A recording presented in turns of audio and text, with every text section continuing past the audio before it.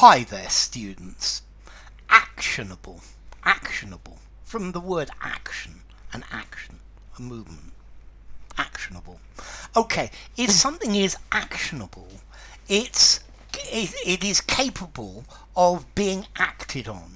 So, for example, you could have actionable information. This is information that tells you what you can do. They also use this word actionable in law courts, and they're saying if something is actionable, it's possible to take legal action against somebody for something they've done. So, if I call this guy an SOB, is that actionable? Can he take me to court for calling him an SOB? Son of a... Okay, so if you do or say something that's actionable, it gives somebody a valid reason for, or a valid basis for taking legal action against you. But actionable as well, something that is ready to go, ready to be put into action. So, normally when people have meetings, they list all of the problems that there are with their company or with the group or something like that. But what they really need to do is find actionable things that can be done to help or to resolve these problems. Yeah? So you've got problems, yeah, but what is your action plan? Yeah, much better to work out and write a list of actionable things that you can do to reduce the problem, to get rid of the problem even. Okay, so if it's actionable, these are things that you can act. Yeah, you can actually do something about them.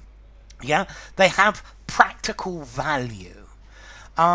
So it's very easy for a teacher to talk about grammar, blah blah blah blah blah, and the subject and the object. But I think if you can get people to practice their English, this is much more actionable. You can give them situations in which they need to use this English. Then this is something that is much more practical and reasonable. Okay, so something is actionable. Either it gives a good reason for accusing them in court. So the company denies having done anything actionable. And then actionable, being able to be used. So actionable intelligence, actionable information. This is information that you can act on, that you can actually take action about.